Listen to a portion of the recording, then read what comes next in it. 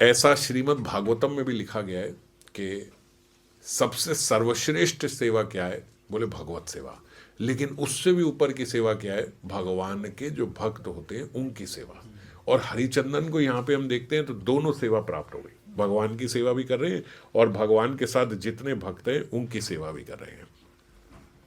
और भक्तों का आचरण कैसा होना चाहिए, सेवा भाव कैसा होना चाहिए, ये भगवान ने श्रीमद् भागवतम में जो जय और विजय की जहाँ कथा आती है, जो सनक आदि ऋषियों ने उनको श्राप दिया था जय और विजय को, ये तीसरे स्कंद का 16वां अध्याय है।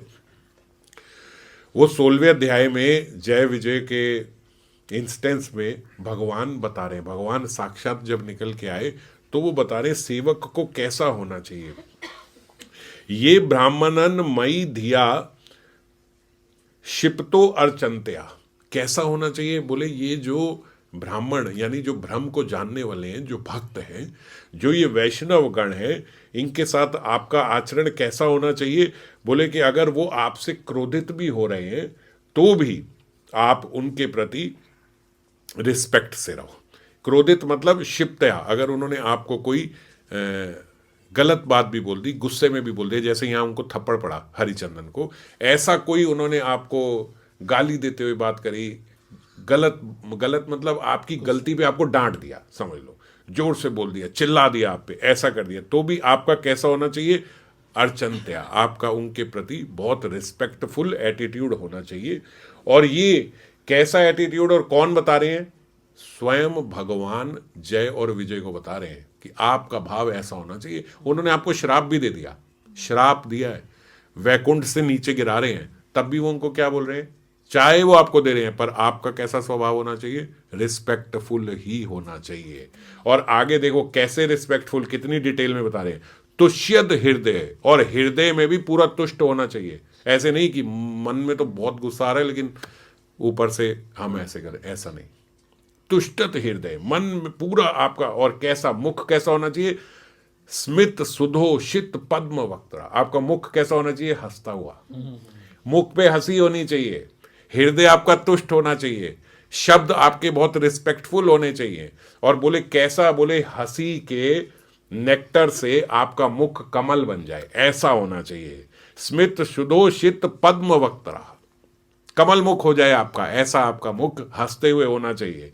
और वचन कैसे होने चाहिए, वन्य अनुराग कलय, सारी चीज बोल रहे हैं, हृदय तुष्ट होना चाहिए, वर्ड्स बड़े रिस्पेक्टफुल होने चाहिए, फेस पे स्माइल होनी चाहिए, और शब्द जो हैं अनुराग से भरे हुए होने चाहिए। कैसे बोलते, जैसे आत्मज वद ग्रंथः, जैसे कोई पिता अगर अपने छोटे बच्चे को डांट दे, आत्मज को, तो बच्चा जैसे सॉरी सॉरी बोलता हुआ पीछे पीछे भागेगा ना, मान लो पिता नाराज हो गए तो अब बच्चा क्या करेगा, बच्चा पीछे पीछे भागता है, सॉरी बोलता है, सब करता है, क्योंकि वो सोचता है इस इनके बिना मैं रह ही नहीं सकता ना। छोटा बच्चा तो पूरा आश्रित है, वो अपने पिता के पीछे पीछे भागेगा, चाहे वो कितना जितना डांटेगा वो उतना और पीछे भागेगा और गले लगेगा उन्हीं के गले। बोले ऐसा भाव होना चाहिए, भक्त का ऐसा भाव होना चाहिए। यदि किसी वैष्णव ने आपको डांट दिया, कुछ कर दिया, तो आपका भाव उस आत्मज बच्चे की तरह होना चाहिए। आप और रिस्पेक्टफुल उनसे बात करोगे, चाहे आपको रोना आ रहा हो, लेकिन तब भी उन्हीं से जाके माफी मांगोगे, उनसे बात करोगे, क्योंकि उनके बिना आपका कोई आश्रय नहीं है। अगर वो आपसे रुष्ट हो गए तो नहीं करोगे। और आगे क्या कहते, संबोधयंती अहम एवं उपहृतास्तय, ये मैंने भी किया है, ऐसा नहीं है कि ये तुम केवल कर रहे हो, ये वो बोल रहे हैं जो मैं आपको बता रहा हूं ये ऐसा मैं भी करता हूं। कब किया भगवान ने, बोले बहुत जगह किया है। और भागवतम में अगर हम देखें तो भृगु महाराज जी के साथ, भृगु महाराज ने आके लात मारी, भगवान क्या कह रहे, आपको कोई कष्ट तो नहीं हुआ, मेरी गलती है। और ऐसे नहीं कि मजाक मजाक में ऐसे बोल रहे हैं बड़ी ह्यूमिलिटी में, हाँ भाई लग तो नहीं गई, मुझे पैर मारा था, ऐसे नहीं, सच में उनके पैर दबा रहे हैं। और किस हद तक ऐसे कर रहे हैं कि लक्ष्मी जी उनसे नाराज होकर चली गई थी उस समय, कि भैया कोई आपको आके लात मार रहा है और आप उसके भी चरण चाप रहे हो और उससे पूछ रहे हो कि आपके चरणों में आघात तो नहीं हो गया। और क्योंकि लक्ष्मी की स्वर्ण रेखा है उनके वक्ष पे, उस पे तो वो चरण मार रहे हैं अपने, तो लक्ष्मी जी नाराज हो गई कि आपको उल्टा गुस्सा करना चाहिए उन पे कि भैया आगे क्यों लात मारी, ऐसे मेरे ही घर पे आके मैं लेटा हूं तो मुझे लात मार रहे हो। तो बोले नहीं, भगवान ऐसे नहीं है। उनका स्वभाव इतना विनम्र है, वो भृगु महाराज को कह रहे हैं कि आपको आघात तो नहीं हुआ, मेरा बड़ा कठोर वक्ष है, आपने उस पर आघात किया, आपके पैर पे लग तो नहीं गई, और उनके चरणों की सेवा कर रहे हैं। ऐसा भगवान का हृदय है, दिखाते नहीं है, ऐसा है। और इसीलिए भगवान कह रहे हैं ऐसा हूं मैं, और आपको भी ऐसा ही होना है। जय और विजय को समझा रहे हैं ये बात, ऐसा आपका आचरण होना चाहिए। और जिन भक्तों का आचरण बोले ऐसा होता है, उनको साक्षात प्रभु मिल जाएंगे, कहना भी गलत है, मिल गए हैं।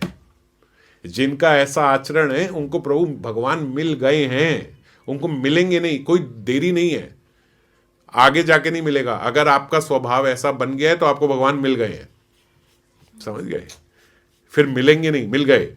अब जैसे जो हम लोग भक्तमाल पढ़ते हैं, तो भक्तमाल में देखो कितने भरी हुई है भक्तमाल ऐसे भक्तों से। ऐसे भक्त हैं तो उन्हें भगवान मिल गए हैं। जयदेव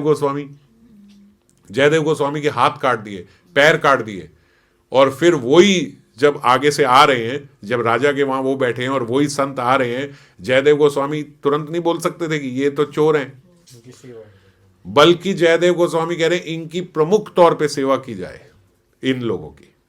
तो क्यों कर रहे हैं? उन लोगों का हृदय ऐसा ही है कि इसने ऐसा किया, इसको ज्यादा दो ताकि इसका हृदय ठीक हो, और उसके बावजूद वो उनको लेके फिर और मारना चाहते हैं जयदेव गोस्वामी को। ऐसे भक्त जब हो जाएं तो भगवान उनसे कहां दूर रहते हैं। इसीलिए तो जयदेव गोस्वामी ने गीत गोविंद जो लिख दी, केवल जयदेव गोस्वामी नहीं, जयदेव गोस्वामी द्वारा जो गीत लिखा गया श्रित कमला, जो हम यहाँ पे गाते हैं, बोलते जहां श्रित कमला गाया जाता है वहां साक्षात हरि आ जाते हैं। ये इंस्टेंस तो आपको पता ही है कि एक बारी जगन्नाथ जी के बैंगन के वृक्ष पे जो कांटे होते हैं ना पौधे पे, वो लगे हुए थे। तो सिद्ध भक्त थे उनके तो भक्त सब ऐसे ही उनसे प्रेमी है। उन्होंने जगन्नाथ जी को पूछा आपके कैसे? बोले वहां पे वो माली की लड़की जो है वो ये गीत गा रही थी तो मैं वहां पहुंच गया। तो एक बारी कहते एक और इंस्टेंस है, एक सैनिक था। वो सैनिक ज्यादा भक्ति भाव में नहीं था, ज्यादा नहीं भक्ति भाव में था ही नहीं। उसने कहीं से श्रित कमला सुन लिया था, तो वो श्रित कमला गाया करता था। अब जब वो श्रित कमला गाता तो बोलते जहां श्रित कमला गाया जाता है वहां भगवान जो है वो प्रकट हो जाते हैं। तो वो एक शिविर में रह के वहां श्रित कमला गाता। एक संत महात्मा ने जगन्नाथ जी की प्रेरणा से ही सुन लिया, और उन्होंने उस सैनिक को बोला कि तू जो ये गाता है ना, जहां पे ये गाया जाता है सावधानी से गाया कर, वहां पे साक्षात जगन्नाथ जी प्रकट होते हैं। जगन्नाथ जी हमें प्रकट होते। बोले तू मान नहीं रहा है, पर जगन्नाथ जी प्रकट होते। आज के बाद मेरी एक बात मान लेना, आपने जब श्रित कमला गाना हो ना, यहाँ एक आसन लगा देना ताकि जगन्नाथ जी आके वो आसन में बैठ जाए, बस इतना कर देना मेरे लिए। हाँ ठीक है, आप कहते हो तो। करते करते करते बोलते श्रित कमला गाते गाते गाते उसके अंदर भी जब ये बात सुन ली तो थोड़ा भाव आने लगा। अब जब रोज आसन लगाएगा और रोज श्रित कमला गाएगा तो, और भगवान तो आते ही हैं, तो उसके भीतर थोड़ा भाव भक्ति का आने लगा। अब वो बोलते, अब क्योंकि सैनिक था, अब इधर से उधर जाना होता तो घोड़सवारी भी करनी होती थी, तो वो बोलते घोड़े पे जाता। तो उसने बोला अब घोड़े पे जा रहा हूँ, अब यहाँ गाऊंगा तो यहाँ क्या करूँगा, तो चलो छोड़ो, ऐसे थोड़ी होगा। वो घोड़े पे बोलते जा रहा, घोड़े पे बैठ के श्रित कमला गाना शुरू किया तो पीछे से घुंघरुओं की आवाज आई, और जब उसने उतर के देखा तो पीछे गोपाल स्वरूप वहां पे भागते हुए आ रहे। तो उन्होंने देखा प्रभु आप कैसे? बोले तूने श्रित कमला गाया, श्रित कमला देख के मैं रुक नहीं पाता।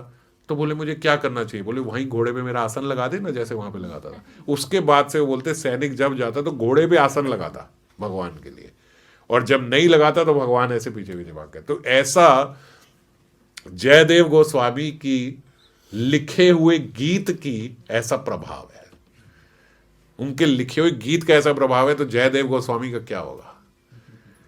और क्यों? क्योंकि जयदेव गोस्वामी का ऐसा स्वभाव था, ऐसा सेवा भाव कि भैया हर एक के प्रति, जो मेरे को गाली दे रहा है, उल्टा बोल रहा है, डांट रहा है, हम तो उससे रुष्ट हो जाते हैं कि बोलने की तमीज नहीं, आज के बाद बात नहीं करूंगा इससे।